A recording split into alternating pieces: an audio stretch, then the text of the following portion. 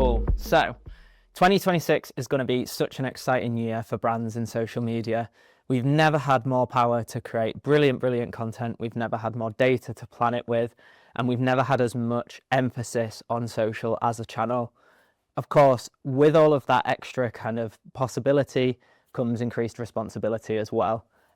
What we're going to chat about today is just some really exciting themes around how we approach strategizing for social, how we create content strategies that are really customer centric and that drive engagement in feed.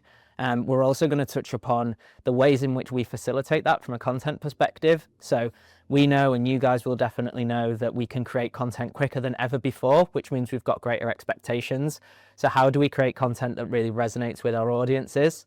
We're also going to take a bit of a forward-thinking view of social and really think about how customers discover content in feed these days. So we're going to be looking at the intersection of social content strategy with social search, and we're also going to be talking about paid as well.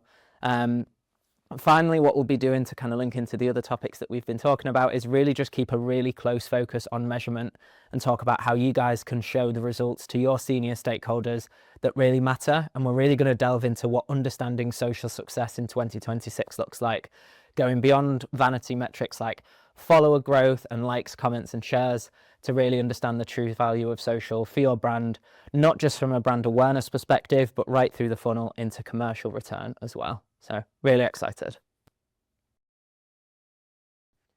So I think we say this every year, but this is going to be a year of massive change on social. I think already in the past 12 months, we've seen massive changes to how people kind of discover and consume social content. We've seen social search continuing to rise. We've seen other platforms like AI search really driving different behaviors. We've even seen platforms like Google starting to index social content via Instagram.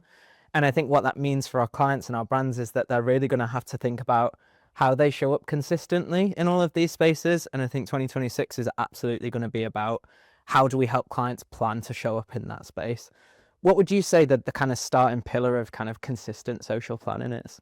I think you've got to think content first. I think content is obviously the center of all social activity, whether it's a carousel on Instagram, a reactive piece on TikTok. Ultimately, social is that content piece. And I think brands that really want to do well in social in 2026 and make the most of that and all those changes that we're going to experience, they need to invest and think about what they want their content to do. And I think there's really big opportunity for content to live beyond social as well. We have obviously been speaking to our clients already about how we can make content that doesn't just work on social, but might work in search, and it might work for PR. It might even work somewhere above the line as well, thinking just more holistically, but also striking the balance and making sure that it feels right for social and is hitting all those sort of platform and channel needs whilst potentially performing elsewhere as well. I think that's so true. That's so accurate. I think one of the most exciting areas for me has been that kind of explosion in social search. It's been really interesting to take a skill set that's very much a kind of SEO and content marketing kind of approach to giving clients growth and really marrying that up with kind of great social creative. And I think one of the kind of more ripe kind of areas for conversation with clients this year is about how can we continue to bring those things together. So how can we use things like keyword research that clients already have, pair that with really great sources of data like TikTok Creator Marketplace, and then actually empower them with really decent kind of social first content that can help them answer queries where users are actually really active on those platforms. One of the hardest territories I think we've both found is reactive. Working out how to kind of stay consistent and deliver a sense of brand and tone, but do it really fast is a big challenge. Is that something you found as well? Yeah, absolutely. I think the thing with reactive is it's so powerful and there's huge opportunity for brands to do it right, but it's I guess the crux of it is choosing a reactive opportunity that works for the brand and is true to the brand, and then executing it in a way that works just in general in terms of like with workflows and you're able to actually produce the content, but also in a way that adds to the conversation and isn't just a brand trying really hard to be relevant. And I think that's a really fine sort of, that is a I think that's a really interesting balance to strike, and something when we are speaking to our clients about it, that we just need to keep in mind that not every reactive opportunity needs to be jumped on. Yeah, totally agree. You also need to think about your audience as well. I mean, if your heartland on TikTok is, say, a Gen Z audience, some of that trend stuff will land quite easily, but we don't always see that being the case with some clients who might have an older audience on, say, like Facebook or Instagram. That reactive stuff is just not always needed, and it's totally fine to do that. Just, I think if you are going to do it, make sure you do it right. Yeah, I totally agree. I think being really audience centric and being really true to the brand is absolutely critical. And we'll talk a bit later on in another episode about how we actually realize a creative vision in order to help brands kind of approach those conversations really, really quickly. I wanted to get through the whole reactive session without mentioning the word viral. And apologies to any clients out there that have asked for viral reach before. But one of the things, and I think one of the kind of key points is that we know you can create the best content, you can jump on the right trends, and you can aim for that kind of viral fame. But if you're not paying to play in social, that's a really, really kind of, I guess, a big blank spot for brands currently. So how do you have conversations about paid, and how does that work and factor into kind of your strategy for clients? I think one of the biggest things that we kind of need to overcome, and I definitely think the industry is getting there, but this idea that boosting especially organic content is somehow cheating, or it's not reflective of a post or content doing well. We know that especially platforms like Meta are pushing brands to do more with paid, because they are allowing for feeds that are just friends and family owned, and brands are fighting more and more to get that attention. So I think it is important that paid is a part of a strategy and also works in tandem with other paid objectives, and other paid objectives, like things like dark ads or awareness campaigns as well. Yeah, I think that's totally right. And I think you've touched upon it there. But I think as a bit of a concluding point, we've kind of discussed a lot the kind of foundations of consistency. Achieving a level of consistency just on social across your platforms and delivering consistent branded experiences is one thing. I think the true challenge for marketers in 2026 is how social comes to kind of resonate and kind of align with their wider channel planning. Yeah. So making sure that their social experiences match up with what they're doing on PR, totally. above the line and beyond. So everything that we do at Jaywing is data driven. We talk to clients about data for other channels, but on social we look at things like audiences and post performance, previous performance, competitor performance, and we like to use that in the social team to inform content recommendations and bring to brainstorms for ideas. I'd be interested to understand from your side, from a creative side, how you distill that data and how you kind of make sense of all those numbers and turn them into creative executions. Yeah, that is a crucial part, is it, for social sort of assets. And we are lucky because a strategy kind of gets involved in that process to distill the data. So I don't have to do it as a creative, but that part is really informative for me to actually, or for me, or for any person in my team, to kind of like start ideating around audiences. Usually that's what we are looking, and how they behave and what do they like, and so we can tailor to their taste as well, but at the same time kind of balance the fact that we are a brand, or and you need to talk with a brand tone and all that part. So it's kind of like you use both, and try to come up with an idea that just hits both pillars, really. Yeah, I think it's interesting what you say there about changing tone based on channel, but keeping it consistent across to make sure that it still feels like that same brand is speaking to different audiences. I know from our perspective, when we are looking at channel content and recommendations, we do look at the audience quite a lot and see what types of audiences are on those platforms. Broad strokes, you tend to see, say, older audiences on Facebook and younger audiences on TikTok. It's not always the case, but generally that's what you see. And I think for us, when we're coming up with ideas, and as a full team, we are very aware of what content does work on Facebook and what content does work on TikTok, and how we need to differentiate that.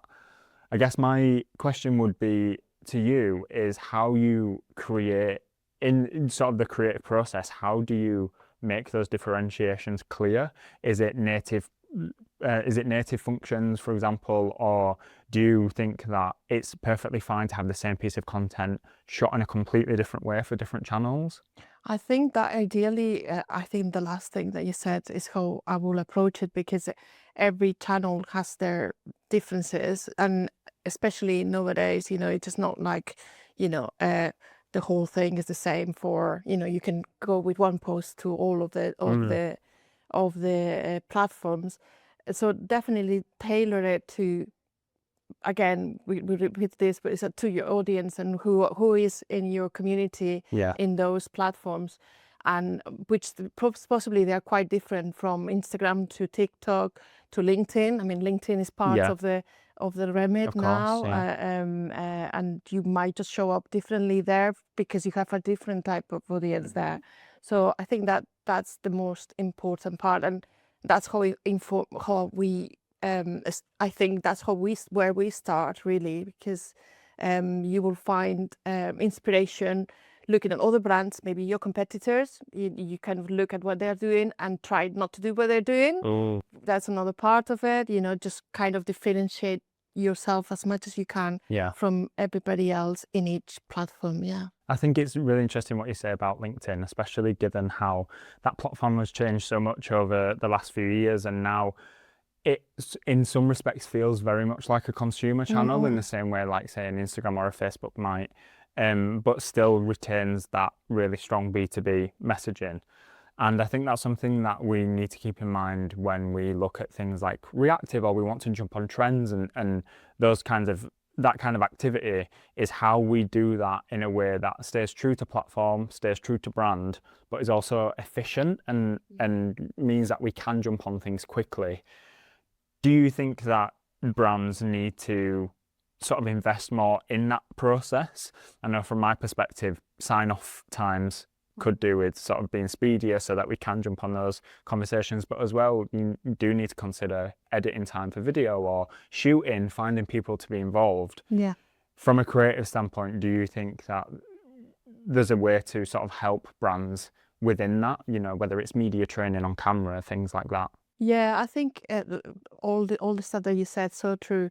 When you are reacting, we just basically how do you do it quick enough?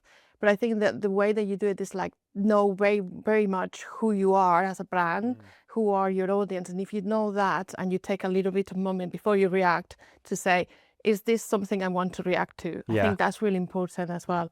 And this is something that's, if I react to, it will be appreciated by the audience. Or is the right platform to react to, here in Facebook, or should I go to TikTok and do it there, because I'll get a better reception, from the people I want to reach with this, right? Yeah.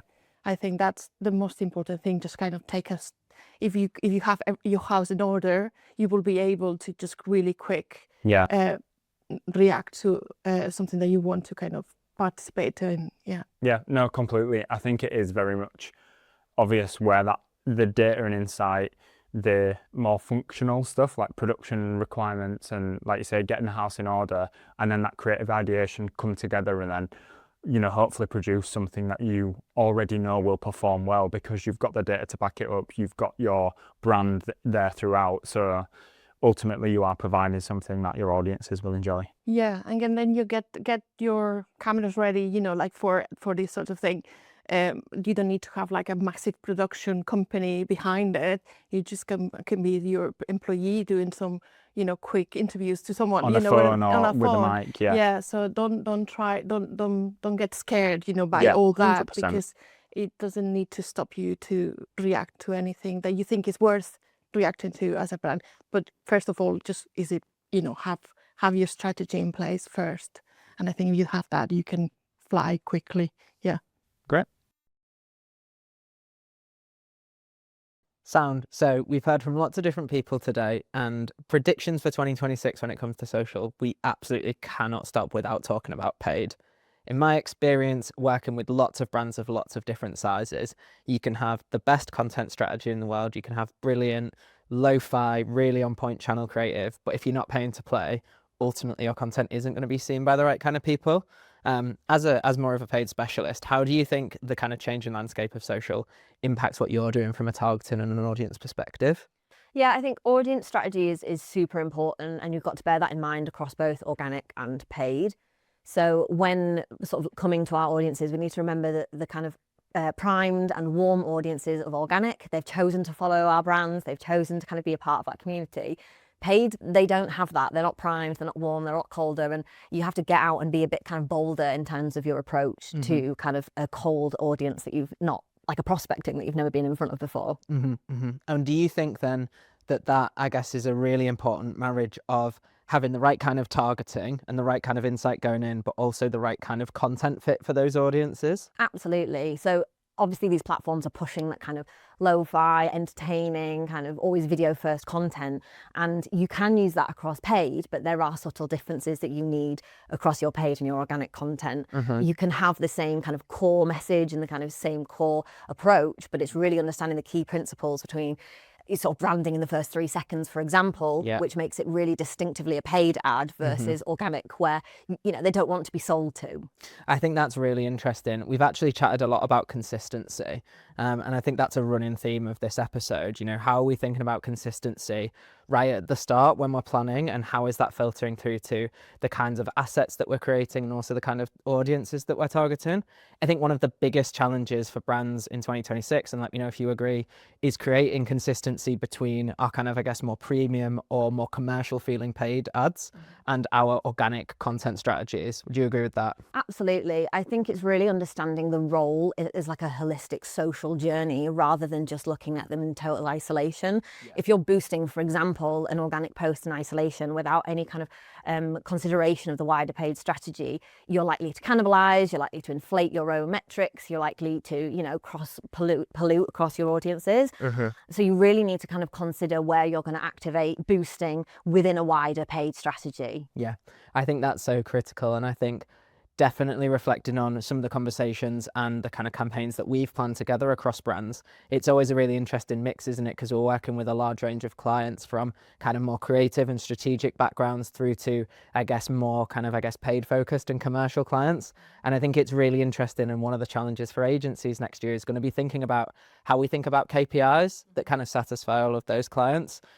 So we're talking to clients a lot at the minute from an organic perspective about measuring metrics that really matter. So we hear a lot from kind of our clients' bosses, things like we want to grow following size, we want to see our social communities increasing. And we're kind of really for the first time challenging that and saying, well, why do you want a bigger audience, right? How do you actually understand the value of that audience? And how do you also account for things like showing up in search and driving impressions and real estate more at the top of the funnel? Are you seeing that kind of your metrics that matter are changing on the paid side as well? Yeah, absolutely. I think we need to prove value beyond just an immediate ROI, and we need to show that kind of social has steps throughout the entire journey and the impact across all sorts of channels.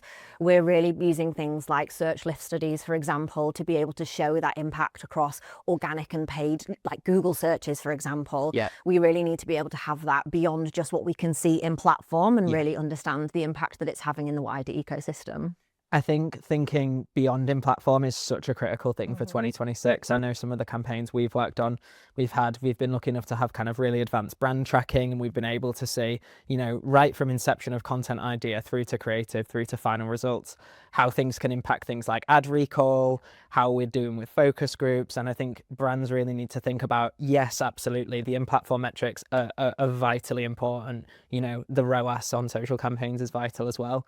But actually 2026 is probably, if you agree, about thinking about how we're kind of moving the needle on those brand metrics as well. Absolutely. You know, we're not just buying a display banner on Meta, for example. We need to make sure that we're kind of having a wider impact and we're kind of creating, you know, loyal kind of community and kind of customer base. And social is the perfect way to do that. It's the best way to get your brand's authentic tone of voice and to get people to buy into and trust the brand. You know, if you're just putting out another display banner, then social's not necessarily the best way to do that. I completely agree. And I think authenticity is like probably for me the crucial point to end on. I think you have to be authentic in everything you're doing. So when you're planning the content, you have to think about what you can create that's authentic to your brand. You have to think about your audience and what authenticity means to them, and how you actually create the right kind of assets and put them in front of the right people to ultimately continue building that kind of authentic brand messaging.